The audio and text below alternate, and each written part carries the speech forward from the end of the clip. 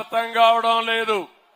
నేను కన్నెర్ర చేసుంటే పెద్దిరెడ్డి ఇంట్లో నుంచి బయట వచ్చేవాడు కాదు, గుర్తుపెట్టుకోమని హెచ్చరిస్తున్నా.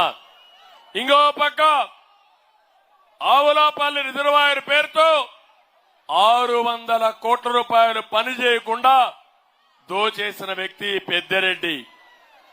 ఎన్జీటీ 100 కోట్ల రూపాయలు ఫైన్ వేశారు. ఫైన్ వేసినా లెక్క పెట్టుకోకుండా ఇష్టానుసారం సిగ్గులేని ప్రభుత్వం 25 కోట్ల రూపాయల ప్రజాధనాన్ని ఎన్జీటీకి కట్టారు. తప్పు వీరిది, శిక్ష ప్రజలకిది. ఇది ఎక్కడ న్యాయమని అడుగుతున్నా. హందిరి నీవా పనులు పూర్తి చేయలేదు. నేను అడుగుతున్నా, ఈ కోడూరు ప్రాంతంలో గాలేరు నగిరిపైన పనులైనాయా తమ్ముళ్ళు అని అడుగుతున్నా. నీళ్లు వచ్చాయా అని మిమ్మల్ని అడుగుతున్నా. వచ్చే ఆలోచన చేశారా అని నేను అడుగుతున్నా.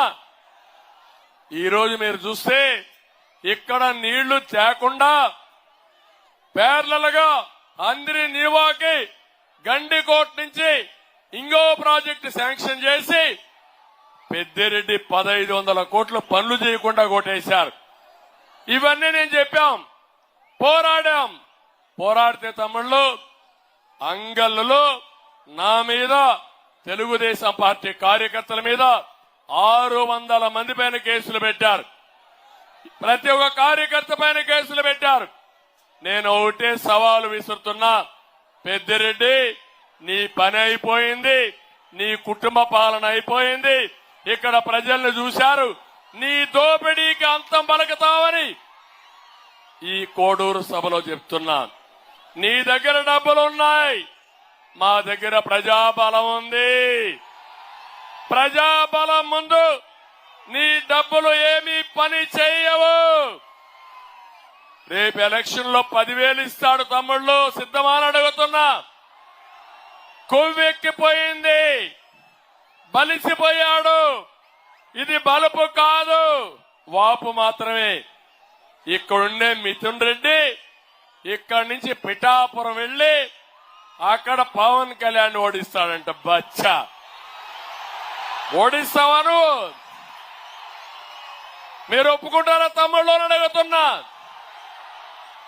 ఇక్కడే అతన్ని పూడ్చి పెడతారా లేదా అని మిమ్మల్ని అడుగుతున్నా.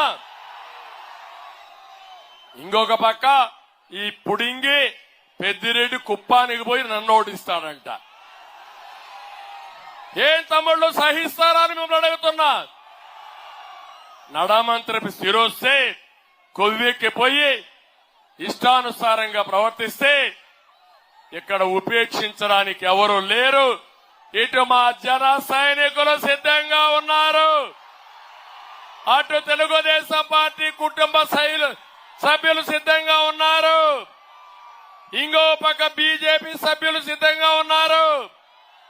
నిన్ను నీ కుటుంబాన్ని రాబోయే రోజుల్లో రాజకీయంగా భూస్థాపితం చేయడానికి మా వాళ్ళు సిద్ధంగా ఉన్నారని చెప్పి తెలియజేస్తున్నా. ఇంకో పక్క నేను అడుగుతున్నాను, ఈరోజు జగన్మోహన్ రెడ్డి కొత్త డ్రామాకు వచ్చాడు. ఈ విషయం కూడా మీరు ఆలోచించాలి. ఇది చాలా ముఖ్యమైన విషయం. జగన్మోహన్ రెడ్డి ఈ సైకో ప్రతి ఒక్క ఎన్నికలకు ఒక ఇష్యూ తీసుకొస్తాడు. 2014లో తండ్రి లేని బిడ్డని మీ దగ్గరకు వచ్చాడా లేదా అని మిమ్మల్ని అడుగుతున్నా. తండ్రి చనిపోయాడని చెప్పాడా లేదా